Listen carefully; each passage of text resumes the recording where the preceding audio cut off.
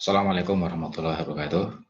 Para mahasiswa yang berbahagia, masih semangat ya? Ya, harus semangat. Meski kita perkuliahan jarak jauh ya. Ya, baiklah. Materi kita untuk mata kuliah perkembangan peserta didik kali ini adalah tentang perkembangan remaja. Remaja ini Anda semua sudah mengalaminya ini ya, masa-masa remaja. Ya baik, kita mulai dulu dari pengertian remaja. Remaja itu yang seperti apa ini? Ya, kata remaja diterjemahkan dari kata dalam bahasa Inggris yaitu adolescence atau dalam bahasa Latin adolescere yang artinya tumbuh atau tumbuh untuk masak menjadi dewasa. Ini pengertian secara asal-usul kata ya atau secara etimologis. Nah, dalam makanya istilah remaja dengan adolescence itu seringkali disamakan. Ya. Jadi adolescent ini sama dengan remaja ya, yang menggambarkan seluruh perkembangan remaja ya, baik secara fisik, intelektual, emosi, dan sosial. Ya. Remaja atau adolescence. Nah, ada istilah lainnya yang juga untuk menunjukkan pengertian tentang remaja, yaitu pubertas. Atau pubertas, puber. Kata puber. Puber ini dari bahasa Latin, yaitu kata pubes, yang artinya rambut kelamin. Ini bukan prol ya, ini bukan pornografi, tapi ini memang asal usul katanya gitu ya, etimologinya begitu ya dari bahasa Latin, artinya itu. Nah, yaitu yang merupakan tanda kelamin sekunder ya, yang menekankan pada perkembangan seksual. Ini arti dari pubertas. Dengan kata lain, pemakaian kata pubertas ya, sama dengan remaja, ya, tetapi lebih menunjukkan pada perkembangan seksualnya atau pubertas ya. Hanya dipakai dalam hubungan dengan perkembangan bioseksualnya.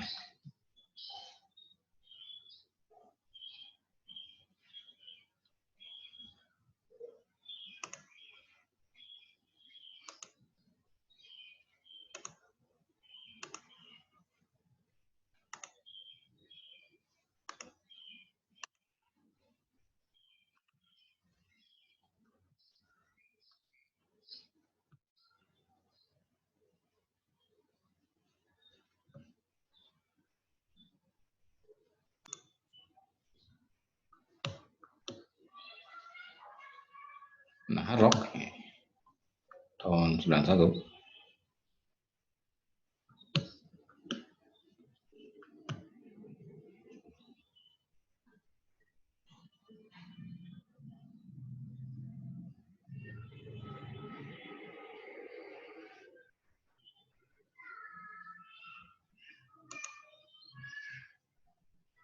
Harlock menyatakan bahwa awal remaja ini berlangsung kira-kira dari usia 13 sampai 16 tahun ya. 16 atau 17 tahun ya. Dan akhir masa remaja bermula dari usia 16 atau 17 tahun sampai 18 tahun. Itu masa usia matang secara hukum. Jadi kalau di negara kita ya usia 17 tahun kan sudah bisa buat KTP ya. Itu artinya sudah dianggap dewasa gitu. Sudah bisa mempertanggungjawabkan segala tindakan-tindakannya ini. Nah, sehingga masa ini memang masa yang sangat singkat ya, masa remaja hanya beberapa tahun saja. Nah, Harlock juga mengidentifikasi ciri-ciri remaja. Ciri remaja. Yang pertama adalah bahwa masa remaja ini sebagai masa yang penting ya, atau periode penting. Karena akibatnya yang langsung terhadap sikap dan perilaku dan akibatnya jangka panjang. Juga akibat fisik dan psikologisnya. Jadi apa yang terjadi di masa remaja ini akan punya akibat yang panjang, baik dari sisi sikap dan perilakunya ya. Karena di sini terjadi pematangan jati diri. Ya. Jadi proses pencarian jati diri kemudian akan menuju pematangan jati diri. Sehingga periode ini penting. Periode fisik pada masa remaja sangat cepat ya, dan disertai dengan cepatnya perkembangan mental. Ya. Sehingga menimbulkan adaptasi mental, penyusuan mental ya. dalam bentuk sikap, minat, dan nilai-nilai.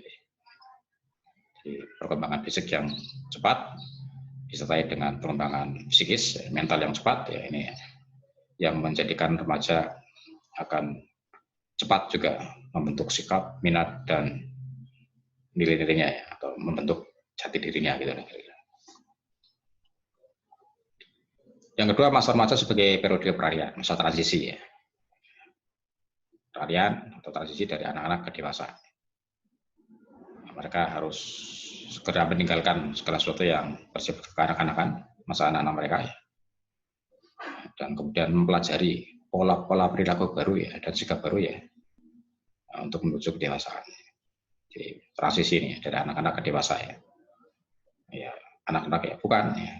Dewasa juga belum, ya. Jadi masa-masa transisi ini, peralihan. Yang ketiga, masa remaja sebagai masa perubahan. Nah, karena disitulah akan mengalami banyak perubahan-perubahan, ya.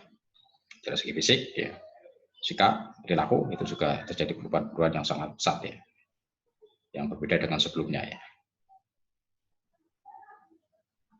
Harlock ini menyebut ada 4 macam perubahan, yaitu perubahan emosi, perubahan tubuh, ya, minat, peran, perubahannya minat dan pola perilaku, serta adanya sikap ambivalen terhadap setiap perubahan. Jadi perubahannya cepat, ya, perubahan dan perubahannya itu cepat, ya. Nah, sehingga sering kita jumpai misalnya ketika anak-anak kok orangnya atau anaknya ini aktif sekali, ceria sekali, gembira sekali. Tapi begitu masuk ke masa remaja kok berbeda, ya. Kadang-kadang lebih senang berdiam diri di rumah, ya, melamun, ya. Nah, ini perubahannya begitu cepat, ya. Kadang-kadang orang tua bingung, anakku ini biasanya orangnya kok tadi gini. Ini yaitu karena transisi untuk menuju perubahan, ya.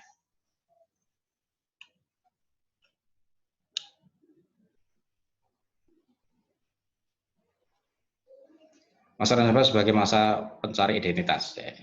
Remaja mulai mendambakan identitas diri, ya, dan tidak puas lagi, ya, dengan menjadi sama seperti teman-teman sebayanya pada usia anak-anak. Dulu mungkin pada masa anak-anak, ya, ingin sama dengan teman-temannya, ya. Bermain apa misalnya layang-layang, ya, layang-layangnya harus, ya, dengan temannya, ya, sama, ya, seperti punya temannya gitu, ya. Minta dibelikan layang-layang ke orang tua yang sama seperti temannya gitu, ya. Pada masa remaja ini sudah tidak lagi begitu, ya, tidak ingin sama, ya, dengan teman-temannya, dia ingin berbeda. Nah, itu proses pencarian identitas gitu. Namun adanya sifat yang kedua, ya, ambivalen tadi, dalam beberapa kasus menimbulkan suatu dilema yang menyebabkan krisis identitas. Remaja berusaha untuk menunjukkan siapa diri dan perannya dalam kehidupan masyarakat, ya. Kadang-kadang dilema, ya. Itu tadi, anak-anak ya bukan, dewasa ya belum, ya. Seringkali pencarian ini mengalami kebingungan, ya, krisis identitas. Saya ini siapa, ya? Saya ini siapa? Ini pertanyaan penting yang biasanya sering menghantui para remaja, ya. Mencari dirinya itu siapa, ya. Nah, sehingga ya kadang-kadang sifatnya masih ambivalen, ya, masih dua, ya.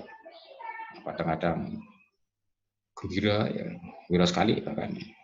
Kadang-kadang ya mudah bersedih, ya, mudah melamun, dan sebagainya, ya. Itu kan dua hal yang dilema, ya. Ini sebenarnya remaja ini orangnya periang atau pendiam sih. Kadang-kadang periang, ya, dengan suatu hal tertentu, tiba-tiba dia menjadi seorang sangat periang, tapi di sisi lain, ya, karena sebab tertentu dia menjadi sangat pendiam misalnya. Nah, sehingga belum bisa diidentifikasi ini sebenarnya anak ini anaknya periang apa pendiam gitu, ya. Itu namanya masih periode pencarian identitas, ya, jati diri. Nah, masa remaja juga masa-masa yang bermasalah, ya. Pada masa ini memecahkan masalah pada masa ini sudah tidak lagi sama dengan masa-masa sebelumnya, ya, masa anak-anak, ya. Pada masa anak-anak mungkin masih dibantu oleh orang lain, orang tua, oleh kakaknya, oleh saudaranya, ya. Tapi pada masa ini, ya, dia ingin berusaha menyelesaikan masalahnya sendiri, tidak ingin lagi tergantung pada bantuan orang lain ya, walaupun terkadang belum bisa menyelesaikan masalah sendiri, tapi ya karena berusaha keras ingin menyelesaikan masalah sendiri, tapi ternyata tidak bisa, dibantu nggak mau, ini kadang-kadang menjadi bermasalah bagi dirinya sendiri. Ya ini mungkin sering kita lihat contoh-contoh remaja ya, begitu ya. Ada masalah di sekolah, PR saja. Kalau pada masa anak-anak kan bisa langsung tanya ke orang tuanya, ke kakaknya ya. Tapi remaja dia ingin menyelesaikan PR-nya sendiri. Tapi ternyata susah PR-nya, sulit ya, berusaha keras ya. Tapi ternyata tidak bisa juga ya. Dan mau bertanya enggan ya, atau malu ya, masa sudah besar masih tanya terus sama orang tua, sama kakak misalnya, ya, ini bisa menjadi masalah bagi dirinya sendiri. Masa remaja juga sebagai usia yang menimbulkan ketakutan atau kesulitan ya. Pada masa ini sering timbul pandangan yang kurang baik atau bersifat negatif. Stereotip negatif tersebut ya mempengaruhi konsep diri dan sikap remaja terhadap dirinya. Remaja menjadi sulit melakukan peralihan menuju dewasa. Pandangan ini juga sering menimbulkan pertentangan antara remaja dengan orang tua karena perbedaan sudut pandang ya, dengan orang tua ya biasanya ya konflik antara orang tua dan remaja. Nah, contohnya misalnya bagi remaja naik sepeda motor ya, karena muda, masih merasa masih muda, tenaganya kuat ya, masih konsentrasinya masih full penuh konsentrasi, naik sepeda motornya cepat ngebut gitu ya. Nah, sementara orang tua menasihati, kalau naik sepeda hati-hati ya, jangan ngebut-ngebut ya, usah cepat-cepat lah. Nah, ini kan maksud baik orang tua ya, agar anaknya hati-hati. Tapi anaknya, wah masuk naik sepeda motor jangan alon-alon kayak mbah-mbah misalnya. Ini kan memandang nasihat orang tua dengan sudut pandang yang negatif gitu ya. Itu yang bisa menimbulkan konflik antara remaja dan orang tua. Selanjutnya masa remaja juga bisa sebagai masa yang tidak realistik ya. Pada masa ini cenderung memandang dirinya dan orang sebagaimana yang diinginkan. Jadi keinginannya, egonya tinggi. Jadi segala sesuatu itu ukurannya adalah dirinya ya.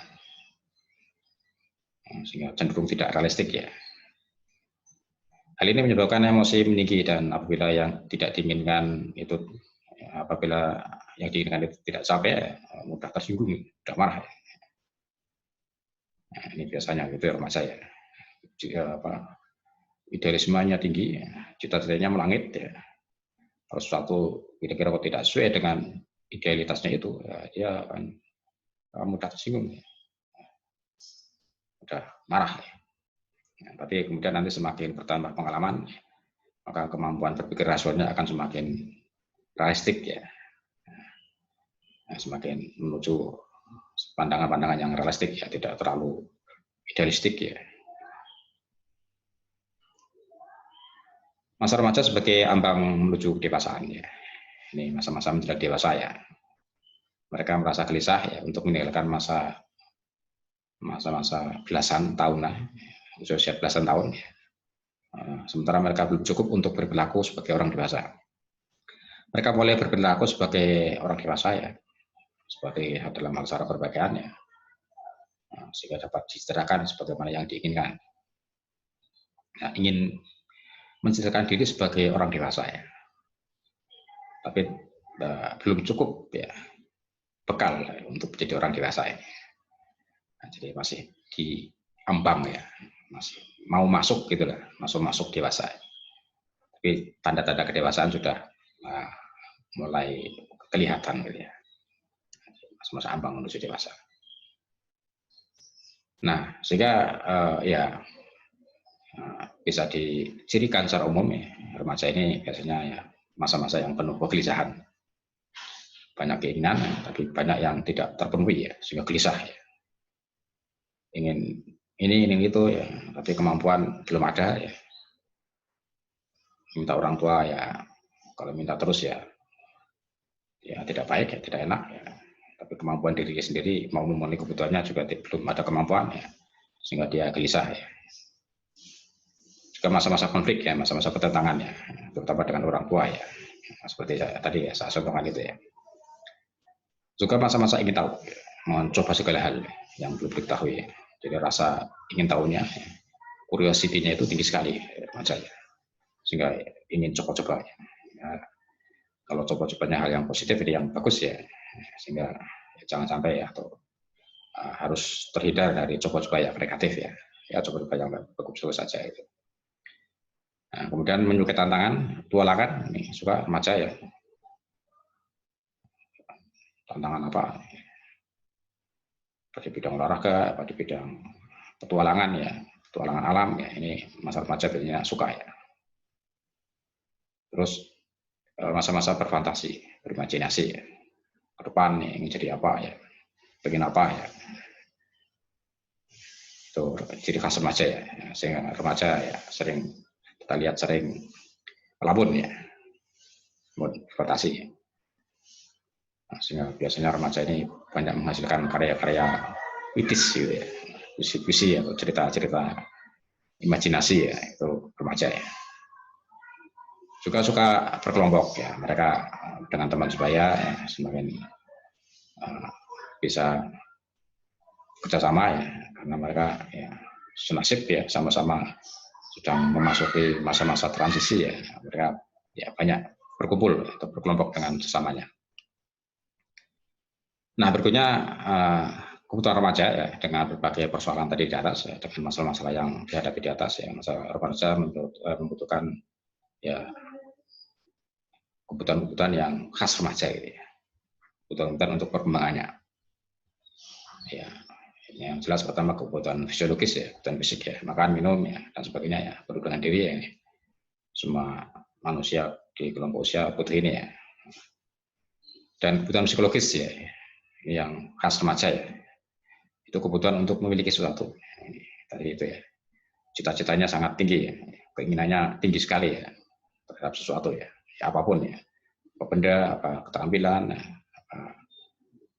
apa keahlian tertentu ya. Juga kebutuhan akan cinta dan kasih sayang masa remaja ya.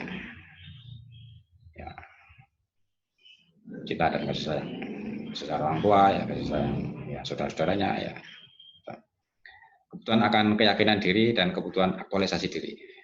Jadi dia ingin menjadi sosok yang penuh dengan kepercayaan diri ya, dan kemudian melakukan aktualisasi diri ya, sehingga remaja biasanya ya selalu ingin ya mengaktualisasikan diri ya, dalam berbagai bentuk ya. Aktualisasi diri secara fisik ya, misalnya kalau dia hobi olahraga ya aktualisasi di dunia olahraga, hobi seni ya, musik ya, aktualisasi diri di dunia musik ya, dan sebagainya ya. Itu penting bagi remaja ya, aktualisasi diri ya. Ya, secara lebih khusus kebutuhan remaja juga bisa dipilah-pilah ya. Kebutuhan organik ya, makan minum, kebutuhan emosional ya, kebutuhan untuk mendapatkan simpati ya, pengakuan dari pihak lain ya, kebutuhan berprestasi atau achievement, need of achievement ya, yang didorong untuk mengembangkan potensi yang dimiliki ya, sekaligus menunjukkan kemampuan psikologisnya ya. Nah, sehingga remaja sedang kuat-kuatnya ya untuk berprestasi, stamina-nya untuk mencapai prestasi ini sedang tinggi-tingginya remaja ya. Sehingga masa-masa ini sangat optimal kalau seandainya dia punya potensi kemudian dimaksimalkan ya, pada masa ini ya, bisa cepat ya. Juga kebutuhan untuk mempertahankan diri ya, mempertahankan eksistensinya ya, keberadaan dirinya ya, sehingga kalau ada suatu hal yang kira-kira kok mengganggu eksistensi dirinya ya, dia akan cepat melakukan defense ya, melakukan pertahanan diri ya, sehingga mudah ya, bereaksi ya. Ini remaja seringkali ya reaktif ya, ada sesuatu sedikit langsung dia bereaksi itu dalam rangka untuk self defense ya, mempertahankan diri. Nah, kemudian masalah-masalah remaja ya, ini masalah-masalah khas yang dialami oleh remaja pada umumnya itu. Yang pertama adalah upaya merubah sikap dari anak-anak ke sikap orang dewasa. Ya, tadi itu ya, bocah gajek gitu ya, kalau istilahnya orang Jawa itu. Masih ragu-ragu dari anak-anak ke dewasa ya, anak-anak ya tidak, ya dewasa ya belum ya. Ini. Juga kesulitan menerima perubahan fisik ya, dia tiba-tiba tumbuh kumis misalnya kalau laki-laki, wah koyak tua ya misalnya, jadi seperti orang tua yang sudah punya kumis ya, ini kadang-kadang wah karena kumisnya dicukur, potong ya, biar tidak terasa tua. Juga hubungan dengan fungsi seks ya. Pada masa remaja fungsi seksualnya sudah mulai mengalami kematangan, gitu ya. Menuju kematangan, sehingga kadang-kadang ya ini kok gini ya, punya saya kok gini ya, nah, itu. Nah, sehingga perlu penjelasan ya tentang fungsi seksual ini ya. Ini biasanya di mata pelajaran biologi ada ini ya. Mengapa remaja fungsi seksualnya seperti ini. Jika masalah yang ditimbulkan akibat upaya adaptasi emosi, ya, remaja semangatnya menggebu-gebu ya, tinggi ya, kadang-kadang emosinya tidak terkendali, akibatnya ya bisa bersikap dan berperilaku yang overacting ya, atau lancang ya, ya suka berperilaku yang ya berlebihan gitu ya, lebih gitu ya, remaja ya.